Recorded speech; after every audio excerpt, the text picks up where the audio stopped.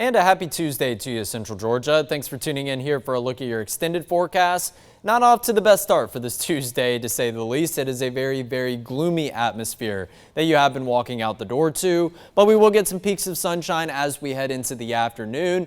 And each of the next couple of days, it's kind of looking like a very copy and paste like forecast. However, we are going to see a temperature warm up from today into the rest of the work week and as we head into the weekend ahead. So let's break down all the details that you need to know, starting with your headlines. A little bit cooler today. Cooler is a very, very relative term. I've been putting it in air quotes each and every time I've said it because your high temperature today is still around the 70-degree mark. That's not feeling cool whatsoever, but it is cooler in terms of the stretch of 80s that we are going to have after we get through today. And along with those 80s in the forecast, we are going to welcome in some pop-up rain chances. Right now we have a good picture view about what's going to occur as we go into Thursday afternoon and evening. And I think it's going to be a very similar story for your Friday, for your Saturday, maybe even as we get all the way into the end of the weekend. But there are a couple of days in the extended portion of your 7-day forecast towards the end that are looking like they could have some better rain chances than the rest of the bunch.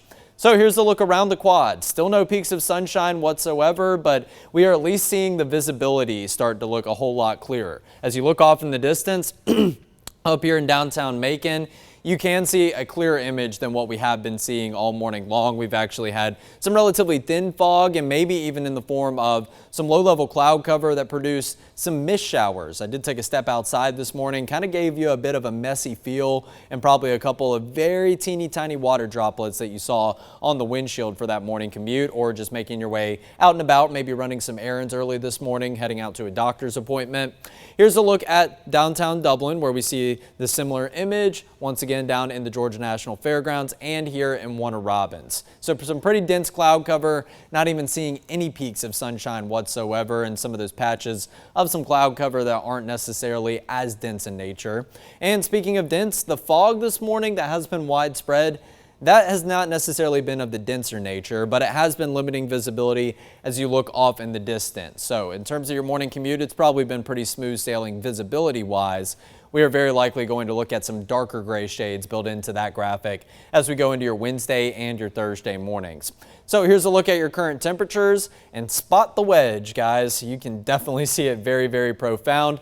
Much cooler air up in areas like Washington, Virginia Beach, of course getting up into the mid-Atlantic and New England areas of the country. But you can see that blue color pushing down into Virginia, North Carolina, upstate South Carolina, and eventually a little bit up here into the northeast corner of the state of Georgia. Right here along the Appalachian Mountains that go from western North Carolina up into Virginia, West Virginia. You can see on the other side of the Appalachians, it is a much warmer environment. So the Appalachian Mountains, once again, acting as that boundary, kind of like the edge of a stream bed or kind of the edge of a river. And we are continuing to watch the water. In this case, the water is that cooler air, those blue colors filtering down to the south and the southwest. So 53 in Macon. Decently cooler than what we see over to the west back into Montgomery at 64, 73 all the way down in Panama City, 57 in Charleston, 46 in Charlotte, and then we have widespread 70s all across Texas, 71 in Dallas, 75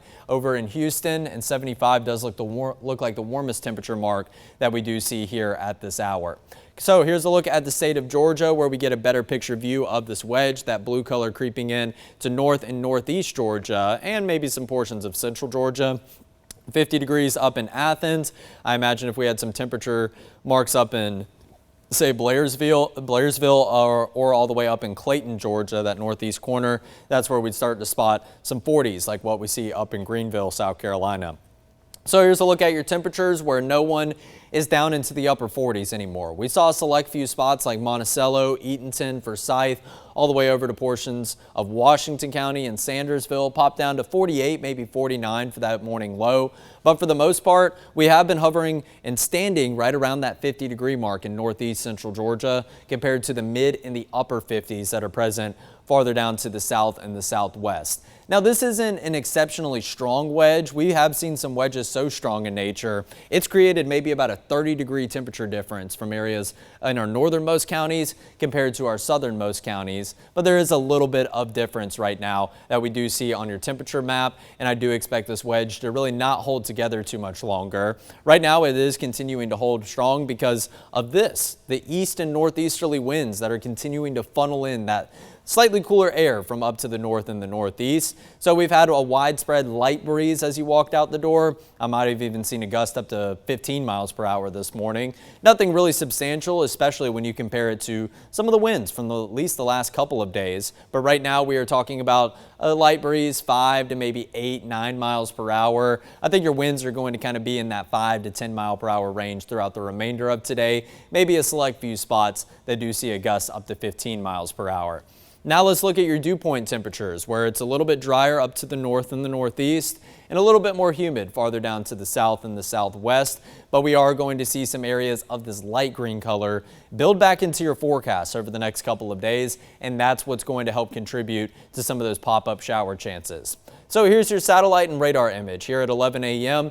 Dense cloud cover, no gaps in it whatsoever. So we are looking at a very, very gray environment, not only in central Georgia, but really across most of the state. We do have some areas with some breaks in the cloud cover up in northeast Georgia, closer to the Athens area, but I would imagine they're probably still holding on to their fair share of some foggy skies as well. But it does look like we finally see some clearing in southwest Georgia.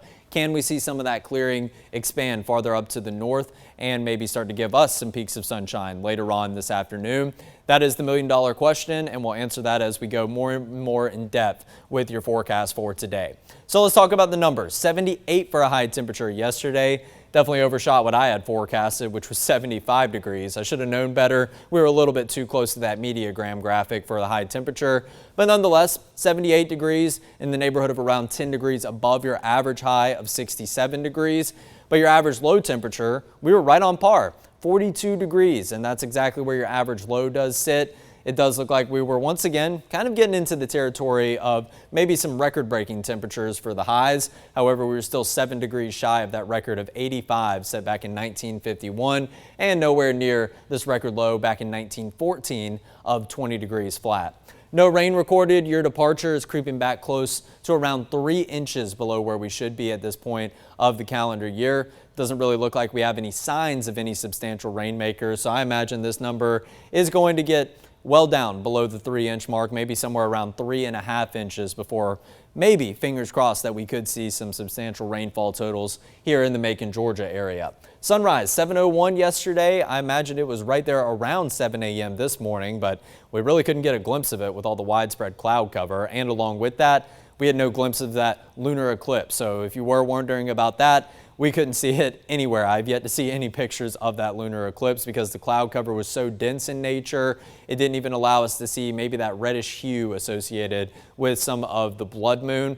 Overall, quite a bummer, but you can find pictures of it across other areas of the southeast. I had friends in Birmingham post it. I had friends down in Florida posting it. So kind of felt left out of the party this morning. I was trying to look for it and I was keeping my optimism up, but unfortunately, that's just not the way the cookie did crumble this morning. Sunset yesterday was at 6:33 p.m. So once again, that sunset continues to get later and later, and we'll talk a little bit more about those times in just a minute. And if you missed it yesterday, we have wrapped up the month of February. And again, somewhere around the 4th and the 5th of February, we did get about a ½ inch of rain in the Macon area, but it didn't register on our observation station. So I would say we were pretty close to where we should have been for average for the month of February, around 4.17 inches of rain. But what we officially tallied and what will go down in the records is going to be around 3.6 inches of rain, somewhere right there at the very tippy top of the dry category that we do see on this graphic right here. So nowhere near the record, but a little bit closer to where we should have been, at least for what we see on average for the month of February compared to what we saw in January. We were nowhere close to that average mark. And for the month of February, temperature-wise, it was a very, very warm month with nearly double the amount of above average days compared to the below average days that we did see with your afternoon high temperatures. And that kind of hit its peak as of The end of the third week of February, the 19th and the 20th, were 82 on the 19th. That matched the record high temperature for that day, and 81 broke the record high temperature of 80 degrees as of February 20th. So once again, another month where we did have some record-breaking temperatures in the high temperature department, and I think that comes after we at least matched the record for 1 or 2 days in the month of January as well. We actually did record some 80s in January. Well, not too far off that, we were kind of picking up where we left off in the month of February to start March, with 2 above average days in the upper 70s to kickstart the month on the 1st and the 2nd.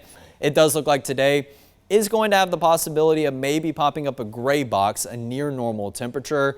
Don't have too much confidence that will be below average, but some areas may be below average as opposed to some areas that are going to be above average, and we'll talk a little bit more about that in a second. So that's where your averages do sit right now as we go into the first couple days of the month. Average high 67 degrees, average low 42 degrees. By the time we wrap up the month of March, we will see an average high of 74 degrees and an average low of 48 degrees. So warmer temperatures are going to be felt more and more frequently as we head throughout this month, and that's why March kind of kickstarts the beginning of the spring season. We don't transition into spring astronomically until we get into March 20th. However, March 1st does signal the beginning of meteorological spring, where we kind of just meteorologically around the country all start to see some of those warmer temperatures a little bit more frequently is basically what that means. So your averages going up, average rain, typically around 5 inches, just shy of 5 inches of rain. So a little bit more rain than we see for the months of January and February, and a little bit less snow on average, only about 1/10 of an inch of snow that we've seen in March all the time. And obviously the outlier, about 2.5 inches of snow that we saw back in 1993. Hottest temperature we've ever seen in the month of March, 92 degrees. That was back in 1929. 1980 saw the record lowest temperature, which I imagine is sometime in these first couple of days of the month of March. We recorded 14 degrees back in 1980.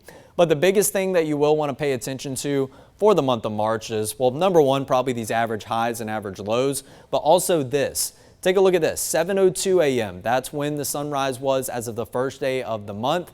But as we go to the end of the month, it's actually going to get later, even though right now it's getting a little bit earlier. We're creeping close to 7 a.m. for that sunrise. And notice your sunset. It is continuing to get later, but that's a pretty substantial jump from 6:31 all the way to close to 8 p.m. by the time we round out the month of March.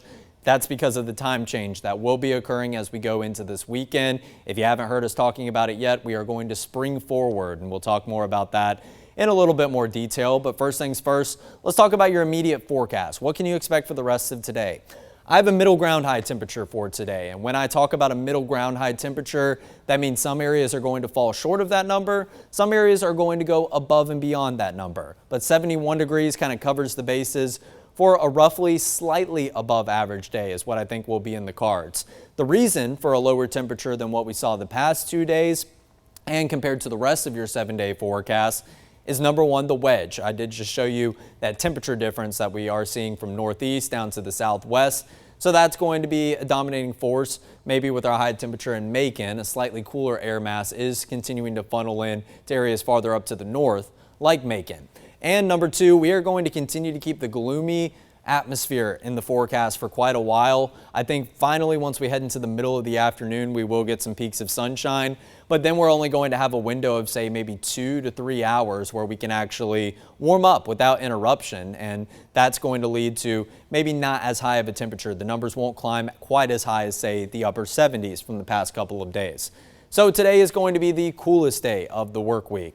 And once again, coolest is in air quotes because it's all relative to what you have been feeling, and still 71 degrees is going to feel like a pretty amazing atmosphere. It's a little bit above average, and I think it's going to be great for anything in the way of outdoor plans, considering we're still not talking about anything in the way of rain chances. So your graphic is topping out around 67 degrees. I think we'll be a little bit closer to what this graphic says as of today because we do have a limitation from warming up as warm as we could. Typically on a bright and sunny day where you don't have any clouds, we have been overshooting what this graphic does say. But now since we have some cloud cover in the forecast, I think we'll probably be somewhere maybe in the upper 60s, probably really close to that 70-degree mark. But we will at least make it to that average mark, and I have confidence that we'll make it a little bit higher than that. So Future View shows the cloud cover that we have right now. could be clearing as early as around 2 p.m. So that would be a good sign, and that would lead to a more substantial warm up, maybe say to around that 71-degree mark as we go into the late afternoon, right there around evening commute home time, and we go and start to transition into the early evening hours. That's going to lead to a spectacular image of the sunset as we look off over to the west. So make sure that you are doing that and soaking that up while it does exist, because I don't expect really too many good images of the sunrise over the next couple of days, but the sunset is going to be that one time a day where we will have some beautiful colors in the sky. Going into tomorrow morning, this cloud cover that you're seeing right there, I think is picking up on some widespread fog, which you will see on the future view fog graphic in just a minute. But as we go into the afternoon, I think those foggy skies, anything in the way of surface level cloud cover, it clears a little bit earlier than, say, the cloud cover that we have present currently this morning. I think we're already almost crystal clear in the forecast by the time we roll into lunchtime, so we will have maybe about 2 or 3 more hours of some warming that we can do under direct sunlight into your Wednesday afternoon. And along with that, notice the winds. They're not very breezy, of course, but they are not coming out of the east and the northeast anymore, so our wedge setup is going to fall apart. With the absence of the wedge and maybe about an hour, 2 or 3 more of some sunshine, that's going to contribute to a warmer high temperature for your Wednesday afternoon compared to what you do have in store for Tuesday. Now we go all the way into Thursday. Once again, a foggy start, and each time that we are going to have some cloud cover overhead, even if it is in the way of some of that surface level cloud cover in the form of fog, you are going to see these very isolated and very light green dots pop up, which means that we have the possibility of some mist showers, just like we were talking about as of this morning, but it's not a substantial rain chance whatsoever. It might just create a bit of a messy feeling. You might notice a few of those very light water droplets on your windshield, but it's not really posing an impact to your forecast, and it's not even enough to even record even a trace of rainfall on our observation stations. So I've elected to not throw that 10% on there. If we were going through a very dry stretch of weather, then maybe I would think otherwise, because, hey, even a mist shower is going to be something in the way of rain as compared to maybe going about 2 or 3 weeks without some rain. But we've had our fair share of rain recently, and this isn't really going to amount to anything in the way of some recorded totals or maybe going to help out with some drought conditions whatsoever. But as we go into your Thursday afternoon, once again, just like Wednesday in the aspect that we are seeing cloud cover or some foggy skies clear right there around lunchtime. The difference is as we head into the later hours on Thursday. Now, this model run isn't necessarily buying on what we have seen so far throughout the rest of this morning with some previous model runs, but I do have confidence that we are going to start to see at least some pop-up shower chances that I have elected to give a rain chance for as we go into Thursday. So you will just see a couple of light green dots, maybe some flashes of some yellow, maybe even some flashes of some red, and that's mainly popping up along the Georgia and Alabama state line. I do have pretty good confidence that the rain chances for Thursday evening into Thursday night, those are going to be a little bit better over to the west of us, but that could clip some of our counties, mainly west of I-75. And it's going to be in the form of just some isolated showers, maybe even a rumble of thunder or two, just given how warm and how humid of an atmosphere that we are going to have.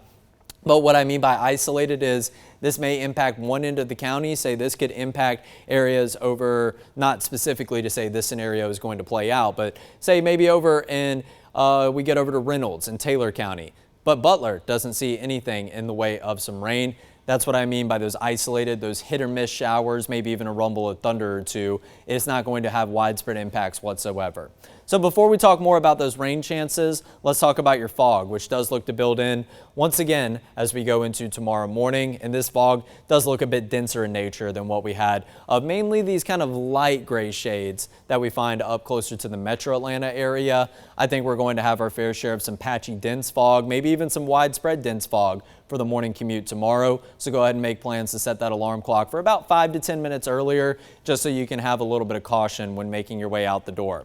That fog does clear out as we go into the late morning hours. It builds back in just like clockwork as we go into Thursday morning right there. Widespread, some patchy areas of some dark gray, and then we go into your Friday morning where once again we look to have a foggy start. So this is kind of what happens when you do have at least temperatures and some dew point temperatures that are going to be very similar to one another as you go into the morning hours. And that's exactly what we're going to have in the cards. Dew point temperatures getting that increase into the 50s, maybe even into the 60s. And that's going to be around the values that your morning low temperatures are sitting at. So we have a humid environment, and that's going to create some surface level cloud cover that can form in light of that humid atmosphere at the surface. So go ahead and make plans for that Wednesday, Thursday, and possibly even into Friday morning. But over the next 3 days, I think the bigger story is going to be the 80s that will be back in the forecast as we go into tomorrow afternoon. Remember, we were talking about more peaks of sunshine a little bit earlier into the afternoon on Wednesday. And along with that, we are going to watch that wedge pattern that is keeping us a little bit cooler and ushering in that slightly cooler air from the northeast throughout today. That is going to fall apart as we go into Wednesday. So 50 to start out the day, 80 for an afternoon high. That's feeling like a pretty textbook spring-like forecast, dare I say. But as we go into Thursday, this is where I've kind of been wording in maybe some terms like summer-like forecasts, at least early summer-like forecasts. Because 82 degrees, that's obviously still a little bit on the cooler side. For Central Georgia summers, we typically see your fair share of numbers in the 90s, mid-90s, maybe even the upper 90s. But the fact that we are going to have some warmer numbers that are well above average, 82 degrees, that's running 15 degrees above average if we hit that temperature mark on Thursday afternoon.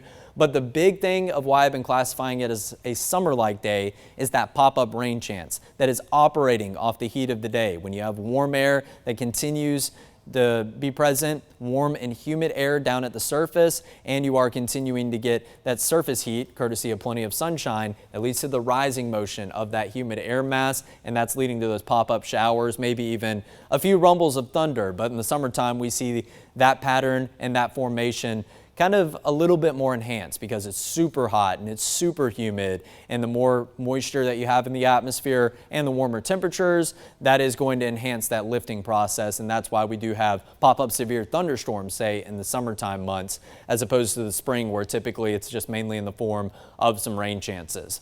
But along with that, we are going to kind of root for the rain pretty frequently now that we're into this time of year. We transition into March because each of the next 3 days, the tree pollen, if you are very sensitive to that, that is going to be running quite rampant. Grass pollen, ragweed pollen still at low and virtually zero levels for ragweed pollen. But if you are susceptible to tree pollen, I would recommend not spending too much of an extended period of time outside. If you can't avoid it, your job's outside, you have a lot of activities that you need to do outside. Maybe your kids have t-ball practice. We are getting into Little League season now.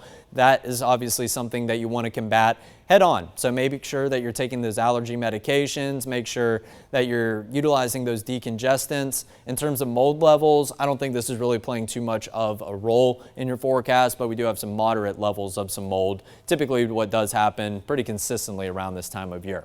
So now let's talk about some temperatures. Do we stop at 82? The quick answer is no. 83 and 84 as we stair step up the high temperature ladder as we go into your Friday and your Saturday. Your morning low temperatures, they follow a similar trend. We're already well above average near the 50-degree mark, and then we make the climb into the mid, the upper 50s, and eventually the 60s. And yes, your dew point temperatures are going to be very similar to these values over the course of the next couple of days, indicating that we are going to have a virtually 90 to 100% relative humidity in the forecast, and that is also going to help contribute to that surface level cloud cover formation in the form of some foggy skies. So we don't see that on the long range models as we go into Friday morning, but it does look like a relatively clear environment in terms of no rain chances for the morning hours on Friday.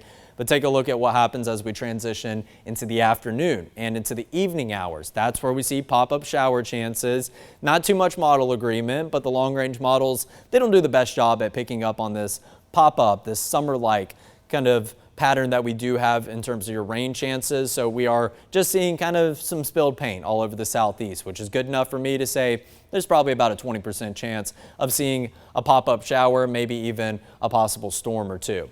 So now we go into Saturday morning, nice and clear. As we go into the afternoon, here comes not only those pop-up rain chances, but also a frontal boundary. And you can see that this is going to drive in from northwest down to the southeast. And once again, it's going to do what a lot of our frontal boundaries have done as of recently. It will push into central Georgia. So I think it will create some pretty good rain chances maybe around Saturday evening into Saturday night. and then it's going to park itself, maybe somewhere to the north of us, somewhere in the near vicinity of us, and that is going to act as a bit of an axis of lift. So when we have that axis of lift, that forcing mechanism paired up with those warm and humid temperatures, that creates a bit more confidence in your rain chances. And right now, it's still not looking overly impressive according to the long-range models as we go into Sunday. Maybe even see these rain chances linger into the early portion of the work week next week.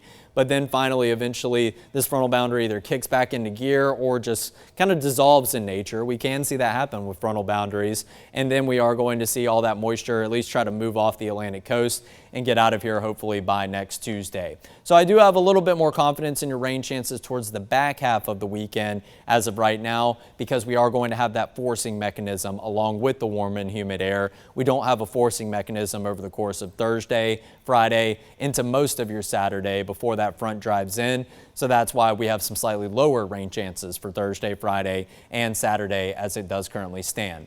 And then as we go into this weekend, I did mention that time change a little bit earlier in this extended forecast. It will be officially happening right before 2 a.m. So we're going to skip over the 2 a.m. hour, go straight to 3 a.m. overnight, Saturday into Sunday morning, I guess technically really early on Sunday morning. And then Sunday, the sunrise is going to be closer to around 8 a.m. So if you are waking up and going about your normal routine, just know that number one, that the time change, if it doesn't occur automatically like it does on a lot of smartphones and clocks nowadays, you are going to need to set the time forward an hour. And number two, it might still be dark around the time that you are waking up. However, you need to account for that time change that occurs overnight into the early morning hours to make sure that you're making your church service on time. But the official sunrise is going to be close to, say, 8 a.m. as we go into your Sunday morning. So it's not going to be around 7 a.m. like we typically see. So if you do see the sun rising out there in the night sky, that's going to indicate that you're close to 8 a.m. That's going to be kind of an actual good reminder right there. Maybe if this is jumbling in your head, it even jumbles in my head every single time we have to do this biannually. So if you are seeing the sun begin to rise, you are close to the 8 a.m. hour. Sunrise is officially going to be at 7:53 a.m. But the sunset, that's going to be where all the good news does lie with this time change. 7:37 p.m. Starting to get a bit of a taste of what's going to happen in those long summertime days where we have a whole bunch of daylight, especially into the evening hours, which I know is probably what a lot of you do like. I really enjoy those summer nights where the sun's not even setting until, say, 8:45 into the evening. We'll eventually get there, but this is a pretty good start, 7:37 p.m. for a sunset on Sunday evening. So this is going to mark our spring forward time period. We have spring forward and we have fall back. So spring forward does mean that the clocks are moving forward and we are sacrificing an hour of sleep during this spring forward time change. But that does mean we get that extra hour of some evening daylight. And again, this time change going to occur right there before 2 a.m. overnight and really early into the morning on Sunday. Consider this your warning as of right now. So we have about 5 days until we do see that time change. And I really don't think you'll notice it too much on Sunday, but you're definitely going to notice it as you go into next Monday, as you're getting back in your regular routine and we kickstart a brand new work week. So 80s are the name of the game on your 7-day forecast. We're not really seeing any signs of a cool down. A lot of the long-range models do hint eventually that whatever system brings us these rain chances eventually does move through, and I think a slightly cooler air mass will move in, but I'm only seeing high temperatures drop into, say, maybe the upper 60s as we go into the tail end of the work week next week. So that's some pleasant news. Upper 60s is still around average for this time of year. So that's what is looking like is in store in terms of the next cool down, not a frigid blast of some Arctic air by any means. But starting Thursday, we are going to reintroduce a rain chance. 20% chance of a pop-up shower, maybe even a rumble of thunder. That means there's an 80% chance, and honestly, probably even a greater chance as of right now, according to the last model runs that we've seen, that you don't catch anything in the way of rain. So if you have outdoor plans Friday evening or Saturday afternoon and evening, have a little bit of caution, maybe have the rain jacket ready to go, but overall, I would not go canceling any of those. We might have to talk about your Sunday and Monday plans once the short-range models start to resolve what's going to happen with that frontal boundary maybe coming in and possibly stalling over central Georgia. Could create some better rain chances. I would anticipate that a lot of these 20s and 30s will get a little bit of an uptick, but still, I think you have a good opportunity to get in any outdoor plans that you have, especially earlier in the day. try to soak up these 80s while they do last, because during spring we typically see some pretty drastic temperature fluctuations. Like I mentioned, we could have these high temperatures back down in the upper 60s and some morning lows well down into the 40s as we go into the end of next week. So we have to soak up the warm stretches while they do last. But until then, today going to be on the cooler side of things, and then we'll go into tomorrow. Welcome the 80-degree mark back for your high temperature. And I do believe I might have one more graphic to show you. Not sure if it's going to progress for me. I was just going to mention that we have a drought monitor update coming on Thursday, which, speaking of which, we will not be here at 11 a.m. tomorrow. We're doing some things behind the scenes, doing a couple rehearsals. So the next time you can catch me here for this extended forecast, Thursday at 11 a.m. and we will have a new update with the drought monitor, taking in last week's rainfall totals into account to break down in full detail. So thanks for tuning in. We'll see you on Thursday at 11 a.m.